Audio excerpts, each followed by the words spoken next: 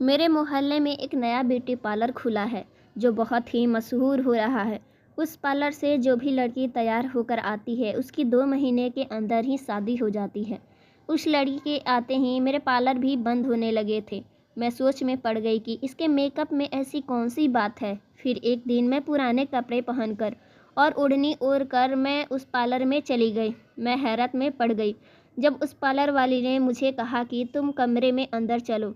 जैसे ही मैं अंदर गई सामने का नज़ारा देखकर मैं चौंक गई। उस कमरे के अंदर तो मेरा नाम नगमा है और मैं बहुत गरीब परिवार से हूँ। मेरी 4 बहनें हैं, इसलिए घर का खर्च बहुत मुश्किल से हो पाता है। इसलिए मैंने अपनी पढ़ाई भी पूरी नहीं की। घर में परेशानी होने की वजह से मुझे भी घर से बाहर निकलना पड़ा है ताकि मैं भी बाहर जाकर कोई नौकरी कर सकूं और अपने घर का खर्च उठा सकूं। मैं घर में सबसे बड़ी हूं। मुझे काम पढ़ी लिखी लड़की को नौकरी कौन देता। अगर कोई मुझे नौकरी देता तो वह लड़की समझकर देता और मैं किसी से भी फिजूल में मदद नहीं लेती हूँ। मैं बहुत इज्जतदार लड़की हूँ अभी तक, इसलिए तो धक्के खा रही हूँ। जैसे तैसे करके मुझे एक बैंक में नौकरी मिली जिसकी तनख्वाह महीने की 10,000 थी। मैं पूरे महीने मेहनत और लगन से काम की। जब सैलरी लेने की बारी आई तो बैंक के मैनेजर ने कहा, तुम अच्छे से काम नहीं करती हो, तुम्हें सैलरी 1 महीने की नहीं मिलेगी। पहले ठीक से काम करना सीखो। मैं वह नौकरी भी छोड़ दी। ऐसी नौकरी से क्या फ़ायदा जो मेहनत करते हुए भी टाइम पे सैलरी ना मिल सके। मैं बहुत थक चुकी थी। एक दिन मुझे एक कॉलेज से फ़ोन आया कि तुम कल अपना इंटरव्यू देने आ जाओ। मैं बहुत खुश हुई। फिर मैं पहले दिन ऑटो रिक्शा में बैठकर अपने इंटरव्यू के लिए जा रही थी तो ऑटो रिक्शा रास्ते में ही ख़राब हो गया। ऑटो रिक्शा को ठीक होने में बहुत टाइम लग गया और मैं इंटरव्यू देने लेट हो गई। जैसे ही मैं प्रिंसिपल सर के ऑफिस में गई तो वह बहुत गुस्से में थे। उन्होंने मुझसे कहा कि हम तुम्हें यह नौकरी देना चाहते थे पर तुम बहुत देर से आई हो। तुम बहुत लापरवाह लड़की हो और हम ऐसी लापरवाह लड़की को नौकरी नहीं दे सकते। मैं रोती हुई रोड पे आके बैठ गई क्योंकि मुझे उस नौकरी की बहुत ज़रूरत थी। तभी वहाँ पर एक फ़कीर आया। उसने मुझसे भीख मांगी। मेरे पास जितने पैसे थे मैंने उस फ़कीर को दे दिए। उस बाबा ने मुझसे पूछा, बेटा तुम यहाँ बैठकर क्यों रो रही हो। तब मैंने उस फ़कीर बाबा को सारी बात बताई कि आज मुझे इस कॉलेज में नौकरी नहीं मिली। मैं अब बहुत निराश हो गई हूँ। फिर उन्होंने मुझे दुआ दी कि तुम्हारी शादी इस कॉलेज के प्रिंसिपल से होगी। लेकिन यह कैसे हो सकता है। उस प्रिंसिपल में और मुझे में ज़मीन आसमान का फ़र्क है। मेरे पास पैसे नहीं हैं। जो पैसे थे वह मैं फ़कीर बाबा को दे दी थी, इसलिए मुझे पैदल ही अपने घर को जाना पड़ा है। वैसे ये भी मेरे लिए अच्छा ही हुआ क्योंकि रास्ते में एक पार्लर की दुकान के ऊपर बोर्ड लगा हुआ था जिस पर लिखा था कि यहाँ पर काम करने के लिए लड़कियों की ज़रूरत है। और मैं उस ब्यूटी पार्लर के अंदर चली गई। मुझे उस ब्यूटी पार्लर के काम मिल गए। पार्लर नया नया खुला था। मैं पार्लर पर जाने लगी और काम भी करती और सीखती भी। मैंने सोचा पार्लर का काम सीखकर अपने यहाँ एक पार्लर खोल दूँगी। पार्लर वाली बहुत अच्छी थी। मुझे काम भी सिखाती और पैसे भी देती। मेरे हाथ में बहुत सफाई थी। अधिकतम लोग मुझसे ही काम करवाते थे। पार्लर के बाहर एक फ़कीर रोज़ वहाँ पर आया करता था जिसको मैंने पैसे दिए थे। वह फ़कीर रोज़ मेरे पार्लर से निकलने से पहले ही वहाँ पे आकर खड़ा हो जाता था और मैं रोज़ उसको पैसे देती और वह मुझे वही दुआ देता जो उसने मुझे पहले दी थी। मैं उसकी इस दुआ पर हंसने लगी। फिर एक दिन मैंने उस फ़कीर बाबा से कहा, मैं तो उस प्रिंसिपल को कभी देखी तक नहीं और ना ही उसने मुझे कभी देखा है। फिर भला यह दुआ कैसे पूरी हो सकती है। आप मुझे कुछ और दुआ दिया करें।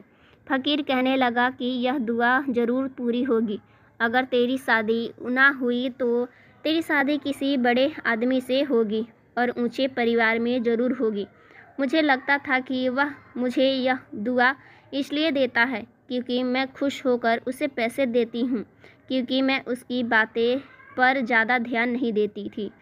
मैंने 6 महीने दिल लगाकर पार्लर का काम सीख लिया और कुछ पैसे इकट्ठा करके सामान ले आई। जब सारा सामान इकट्ठा हो गया तो मैं अपने घर में ही एक नया ब्यूटी पार्लर खोल ली।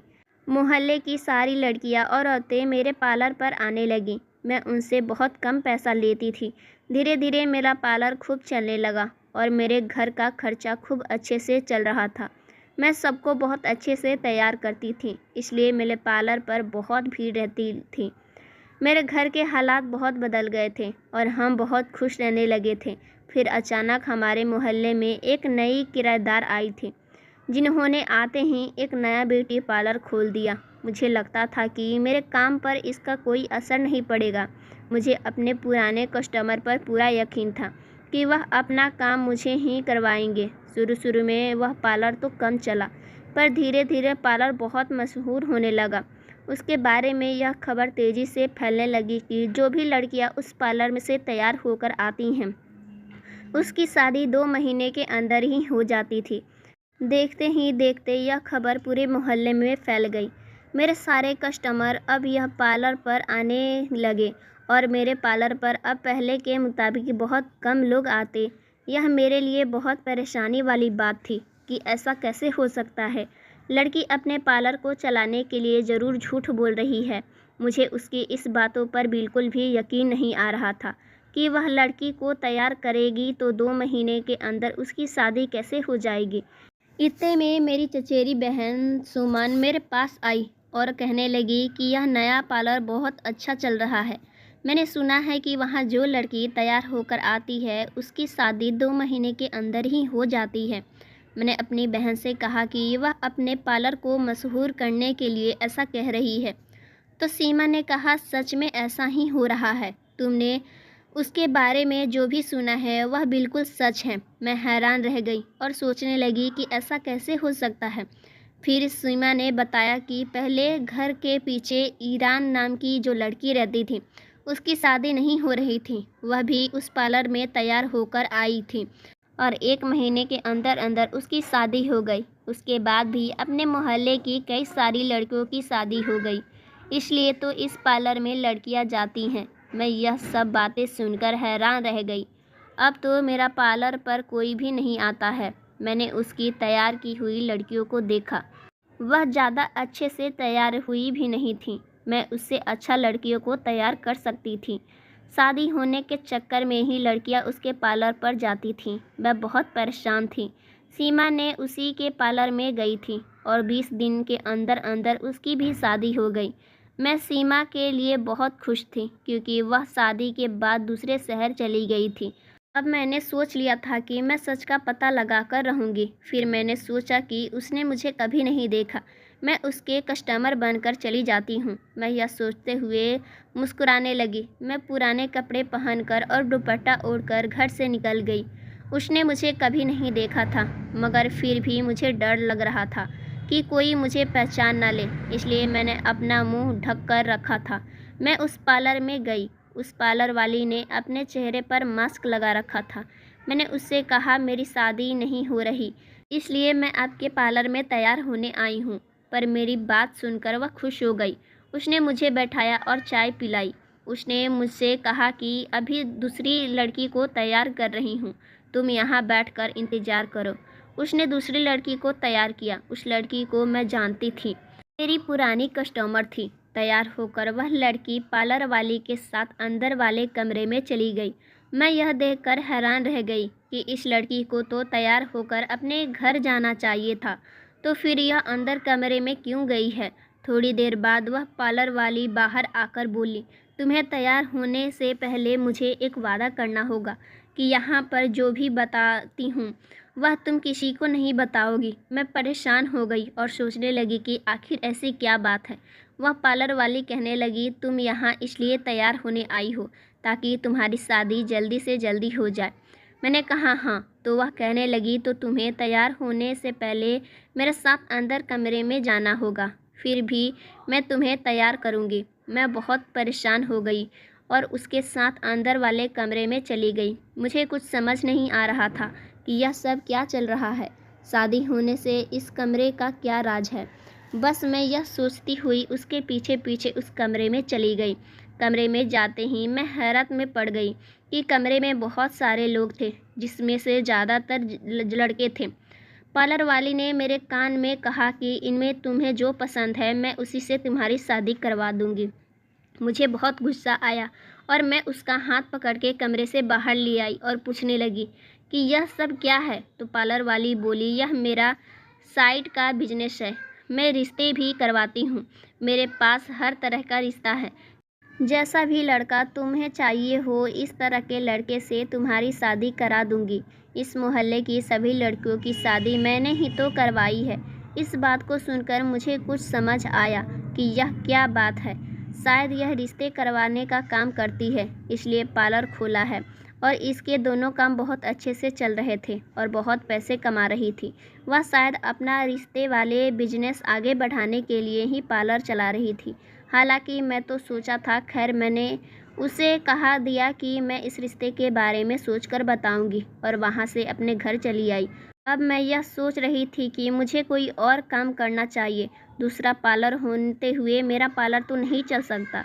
और इस शहर को छोड़कर मैं अपने मामा जी के यहाँ एक दूसरे शहर आ गई। उन्होंने मुझे एक होटल में रिसेप्शन की नौकरी दिला दी और मैं अगले दिन से ही अपनी नौकरी पर जाने लगी। मुझे वहाँ पर काम करते हुए 1 महीना हुआ था कि अचानक मुझे वहाँ सीमा अपने शौहर के साथ नजर आई। वह पहले से ज़्यादा कमज़ोर हो गई थी। मैंने सीमा को आवाज़ दी तो उसका शौहर उसे वहाँ से ले गया। जाते जाते सीमा ने मुझे एक इशारा किया। मैं उसका इशारा समझ नहीं पाई, शायद वह मुझे कुछ कहना चाहती थी।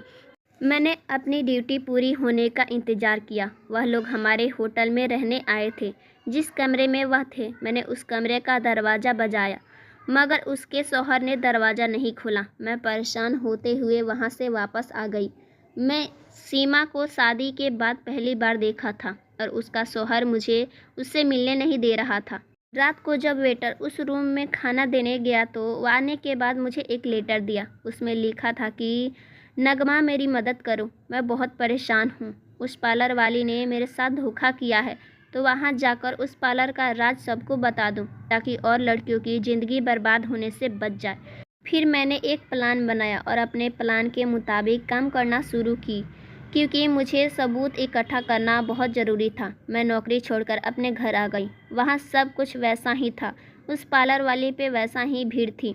अगले दिन मैं उस पार्लर वाली के पास गई और उससे कहा कि मेरी शादी करवा दो। पार्लर वाली बहुत खुश हो गई कि कोई कस्टमर आया है। फिर वह मुझे अंदर वाले कमरे में ले गई और कहा, जो लड़का तुम्हें पसंद है मुझे बता दो, मैं उसी से तुम्हारी शादी करवा दूंगी।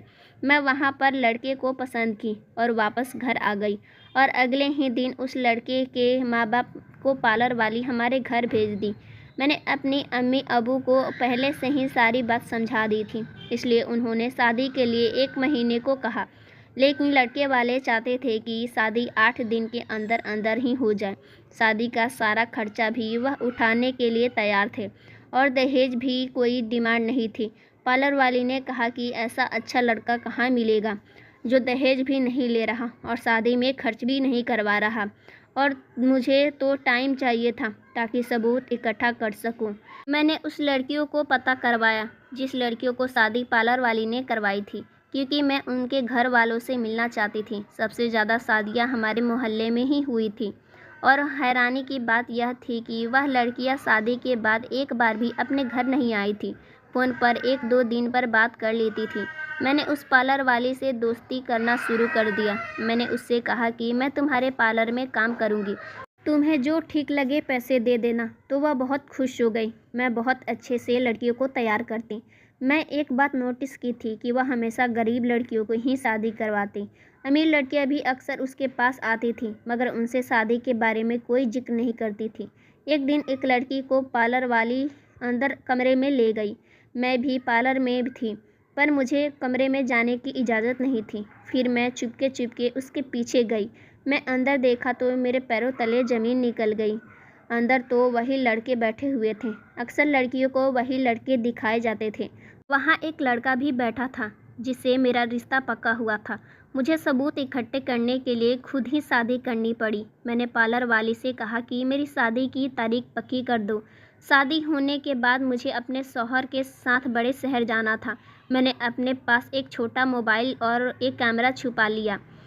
शादी के बाद वह मुझे भी दूसरे शहर ले गया। मुझे जो फ़ोन मेरे माँ बाप ने दिया था वह फ़ोन उसने छीन लिया और मुझे कहा कि मैं तुम्हारी बात तुम्हारे माता पिता से करवा दूंगा। हाँ, तुम इस घर से बाहर नहीं जा सकती। वह अपने सामने मेरे घर वालों से बात करवाता तो कहता कि तुम अपने घर वालों से कहना कि ठीक हो और यहाँ बहुत खुश हूँ, आप चिंता ना करें, सब ठीक है। और मैं ऐसा ही कहती। वह दूसरे कमरे में सोता था और जब भी उसकी कोई फ़ोन आता तो वह बाहर जाके बात करता था। एक दिन मेरा शौहर बाहर गया तो मैं उसके कमरे में कैमरा छुपा दी। फिर एक दिन पार्लर वाली आई और मुझसे कहने लगी, तेरा शौहर तुझसे परेशान है, इसलिए तुझे डिवोर्स देना चाहता है। मैं तेरे लिए दूसरा रिश्ता लेकर आई हूँ। उसके बाद जब पार्लर वाली और वह लोग दूसरे कमरे में बात कर रहे थे तब मैं छुपकर उसकी बातें सुन ली थी, जिससे मुझे उसका सारा प्लान पता चल गया था और मैं समझ गई थी कि आखिर चक्कर क्या है। दरअसल वह पार्लर वाली गरीब लड़कियों की शादी अपने ग्रुप के साथियों से करवा देती थी, जो दूसरे शहर जाकर लड़कियों को तलाक दे देते थे और उन्हें अमीर और अय्याज से बेच देते थे। उस लड़कियों ने अपना पार्लर भी हमारे छोटे से मोहल्ले में इसी वजह से खोला था, ताकि गरीब लड़कियों को अपना शिकार बना सके। मैं मौके की नज़ाकत को समझते हुए मैं भागकर अपने कमरे में गई। वहाँ मैं अपना वह मोबाइल छुपा कर रखा था। मैंने उस मोबाइल से फ़ोन करके तुरंत पुलिस को बुला लिया। पुलिस ने उस जगह पर छापा मारा और उन दोनों को गिरफ्तार कर लिया। लगे हुए कैमरे की वजह से उनकी सारी बातें उसमें रिकॉर्ड हो गई थी, जो कि पुलिस के पास सबूत था। उसके अलावा मैं भी बहुत सारे सबूत इकट्ठे की थी। वह सारे सबूत मैं पुलिस वालों को पकड़ा दी थी। मेरे शहर में फ़ोन करके उस लड़की के पार्लर पर छापा मारकर उसके बाकी साथियों को भी गिरफ्तार कर लिया और साथ ही उन सभी लड़कियों को जो उन्हें दूसरे शहर में भेजा था, उन सबको पता करके उनके घर पहुंचाया। मेरी दोस्त सीमा उस दिन मुझे होटल में मिली थी। उसका शौहर उसे बेचने आया था, लेकिन मेरे देखने की वजह से उसका प्लान फेल हो गया था, जिसकी वजह से मेरी दोस्त बच गई थी। यह बात मीडिया तक पहुंच गई। इसकी बात जगह जगह पर पहुंच गई और मेरा इंटरव्यू हुआ, जिसकी वजह से कई कंपनियों से मेरे लिए नौकरी का ऑफ़र आया और मैं एक अच्छी सी कंपनी देखकर नौकरी ज्वाइन कर ली। उस कंपनी को बॉस को मैं पसंद आई और उसने मुझसे शादी कर ली। आज मुझे उस फ़कीर की बात याद आई और उसने जो कहा था वह सच हुआ। दोस्तों, उम्मीद करती हूँ आपको हमारी कहानी पसंद आई होगी। कहानी पसंद आई है तो वीडियो को लाइक करें, चैनल पर नए हैं तो चैनल को सब्सक्राइब करें और हाँ, नोटिफिकेशन बेल को ज़रूर दबाएं ताकि अगली अपडेट सबसे पहले आपको मिले। So thanks for watching my video.